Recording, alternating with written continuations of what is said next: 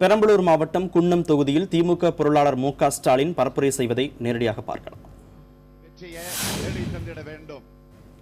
அதேபோல் ஜெயங்கொண்டம் தொகுதியை பொறுத்தவரையில நம்முடைய கூட்டணியில் இடம்பெற்றிருக்கக்கூடிய காங்கிரஸ் கட்சி, அன்னை சோனியா காந்தி, அன்பிற்குரிய ராகுல் காந்தி அவர்களுடைய ஆசையோடு, அவர்களுடைய வாழ்த்தோடு விரைவில் வேட்பாளர் இன்றோ அல்லது நாளையோ அறிவிக்கப்படவிருக்கிறார்கள்.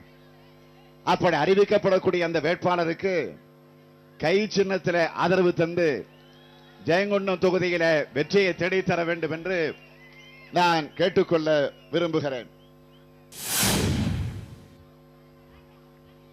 ஆக இன்றைக்கு உங்களை எல்லாம் சந்தித்து ஆதரவு கேட்க வந்திருக்கிறேன். உரிமையோடு ஓட்டு கேட்க வந்திருக்கிறேன். உதயசூரியனுக்கு ஆதரவு தாருங்கள் என்று கேட்க வந்திருக்கிறேன். நம்முடைய வேட்பாளர்களை வெற்றி பெற வைக்க வேண்டும் என்று கேட்க வந்திருக்கிறேன். வெற்றி பெற வைப்பீங்கள? நிச்சயமா? உறுதியா? சத்தியமா? கொஞ்சம் சத்தமா சொல்லுங்க. நன்றி. ஆக அந்த வேண்டுகோளை எடுத்து வைப்பதற்காகத்தான் இந்த குன்னம் பகுதிக்கு வந்திருக்கிறேன். நான் ஏதோ ஓட்டுக்காக மட்டும் இல்ல, ஏதோ தேர்தலை ஒட்டி மட்டும் இல்ல, என்றைக்கும் உங்களோடு இருக்கக்கூடியவர்கள் நாங்கள். அது உங்களுக்கு நன்றாக தெரியும்.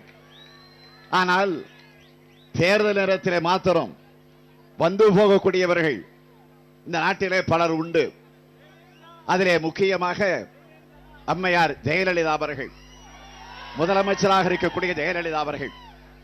நான் கேட்கிறேன், 2011 அதிமுக ஆட்சிக்கு வருவதற்கு இந்த நாட்டு மக்கள் ஆதரவு தந்து பெரும்பான்மை இடங்களில் அவர்களை வெற்றி பெற வச்சு அவரை முதலமைச்சராக உட்கார வச்சாங்க. ஆக அவர் உட்கார்ந்ததற்கு பிறகு இந்த 5 வருஷத்துல என்றைக்காவது ஒரு நாள் இந்த குன்னம் பகுதிக்கு வந்ததுண்டா? அல்லது இந்த மாவட்டத்திற்கு வந்ததுண்டா? அல்லது ஒருங்கிணைந்த இந்த மண்டலத்திற்கு வந்ததுண்டா? மக்களை வந்து சந்தித்து குறைகளை கேட்டதுண்டா? இல்ல. ஆக தேர்தலுக்கு தேர்தல் வருகிறார். அதுவும் ஹெலிகாப்டரில் பறந்து வருகிறார். பறந்து வந்து 15-20 இடங்களுக்கு ஒரு இடத்துல மையமாக வச்சு ஒரு கூட்டத்தை கூட்டி, நன்றாக கவனிக்கணும், கூட்டத்தை கூட்டி என்று சொல்லுகிறேன். ஆக கூட்டப்படுகிற கூட்டம் அது. ஆனால் இங்கே நீங்கள் வந்திருக்கிறீர்கள் என்று சொன்னால் கூடிய கூட்டம். யாரும் உங்களுக்கு பேட்டா கொடுத்து கூட்டி வரல, சாப்பாடு பொட்டலம் கொடுத்து அழைத்து வரல, பலானா கொடுத்து அழைத்து வரல, இல்லையா?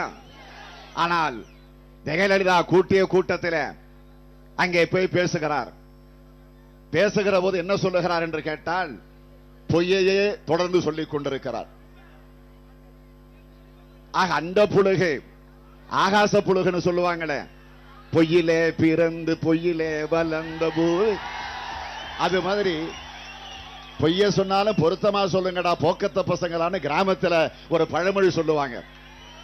அது மாதிரி பொய்யையே சொல்லக்கூடிய ஒரு முதலமைச்சர் தமிழ்நாட்டில், இந்தியாவிலே ஒரு முதலமைச்சர் இருக்கிறார் சொன்னீங்கன்னா அது ஜெயலலிதாவாகத்தான் இருக்க முடியும் என்பதில் யாருக்கும் எல்லளவும் சந்தேகம் இருக்க வேண்டிய அவசியம் இல்லை.